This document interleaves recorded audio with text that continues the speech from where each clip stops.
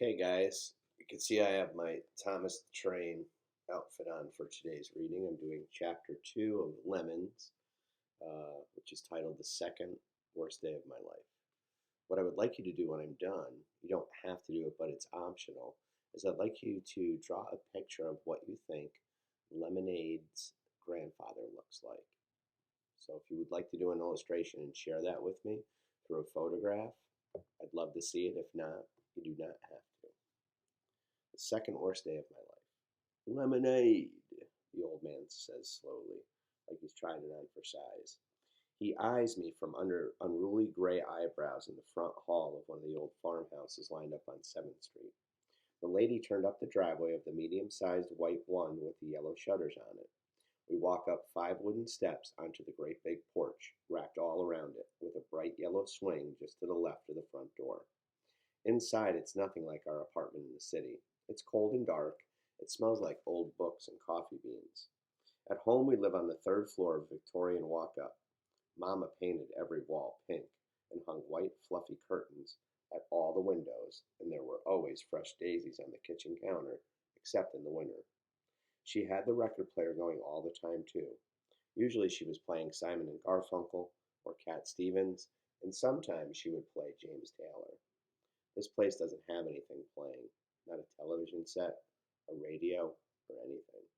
And the walls are just plain white ones with only boring wooden blinds at the windows.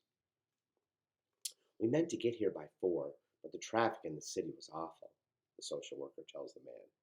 It's weird that I can't remember her name, since we only drove for 6 whole hours to get to this place.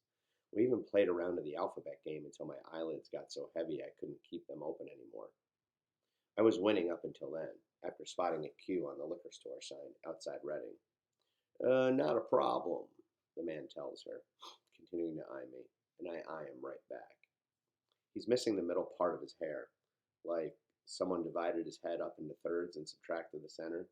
I'm real good at math.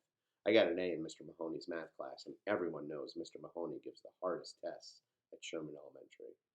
Lemonade, the man says again, running a hand through 1/3 of his hair where it used to be. It's black and wavy, and it's got speckles of gray mixed in, too. There's a short beard right around his mouth that is even more gray in it than the ring around his head. He has on a checkered short-sleeved shirt and tan long shorts, with hiking boots and tall white socks that come up to his knees. Lemonade Liberty Wit, I say, standing straight.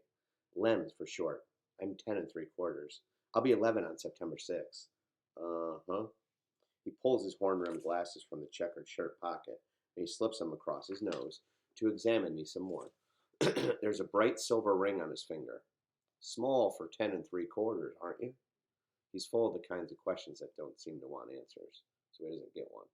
I cross my arms and I glare at him instead. Same green eyes, and he clears his throat. Those red curls. I swallow hard. Could you please tell us where Lemonade will be staying while she's here, Mr. Wet? The lady asks with a straight-lipped smile stretched across her teeth. He sighs and he stuffs his glasses back in his front pocket. This way, second door on your right, he grumbles, making his way down a dark hall just past the kitchen. Grab your suitcase, he calls over his shoulder. My fingers curl around the handle of Mama's pink suitcase, but the lady waves my hand away and she grabs it for me. I follow it. My eyes are fixated on the bouncing red tag that's tied to the handle with a bright orange and green crocheted yarn braid. It's Mama's handwriting on it. Elizabeth Lily Witt, 245 Ashbury Street, apartment 3095, San Francisco, California. The wooden floorboards in the hall groan under each step, and there's a loud ticking from a clock somewhere in the house. The plain white walls in the hall are filled with crooked hanging picture frames telling the story of a happy family. The house is quiet. It's too quiet. There are no sounds of traffic or honking horns or bustling fleet of people on their way to their office. There's not even any opera singing for Miss K in 3096, practicing for her evening performance at the San Francisco Opera. Just a moaning floor, a ticking clock, and the sound of my own pulse pounding against my temple. I stop just outside the second floor on the right and peek inside. This can't be it. Maybe he meant the third door on the left. I watch the social worker plop Mama's suitcase on top of the blue and green wool blanket that's pulled tight across a single mattress. There's a ratty trunk at the end of the bed and a wooden chest of drawers with bronze handles in a far corner. An old radiator sits under the window with the cobwebs near the floorboards, and 100 dull-looking grown-up books line the wall of bookshelves. It's my study, the old man says like it's an apology. It's the best I could do on short notice. His voice trails off into a whisper, and he clears his throat again. I had no idea. Oh, it's just fine, the lady says. Lemonade, why don't you put some of your things in the drawers while I talk with your grandfather? Grandfather. He must be a mind reader, too, because he clears his throat a bunch more times and says, You can call me Charlie, before making his way out the door. She follows him, her lips in the same straight line smile, but before she closes the door, she meets my eyes one more time.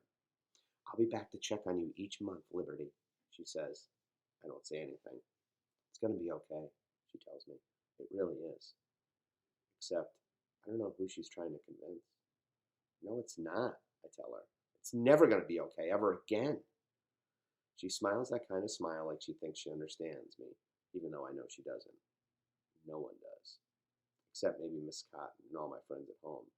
They understand because they were there on the single worst day of my entire life. I bite the inside of my cheek to keep the tears from dropping and watch her slowly pull the door closed. I sit down next to Mama's suitcase. The blue and green wool blanket itches me on the back of my legs. Dolores. Dolores Jaworski. That was the woman's name. I sure hope the next time I see her she has those papers she was talking about, because there's no way I'm staying here. There's no fluffy down comforter with a big beautiful rainbow on it like the one I had at home. And there's no plastic stars on the ceiling that glow when the lights are off. And there's not even a warm, fuzzy rug in the middle of the floor for cold mornings. The floor is bare naked. This has to be just one big, horrible mistake. It's got to be. A miserable nightmare that I'll wake up from at any moment. I want to cry and scream and run. I want to run until I make it all the way back home. My forearm wipes at the tears that find their way down my cheeks. I touch the red tag on the handle, and I finger the bright orange and green crocheted yarn braid that holds it in place. Elizabeth Lily Witt, I whisper. Why did you leave me? So in this chapter, obviously, she's now transitioning from where she lived in San Francisco to live with her grandfather in a different part of the state. And obviously, she's struggling with that transition of leaving her friends at home and going to live with a grandfather. And as I said, if you'd like to do an illustration of the grandfather, I would love to see it.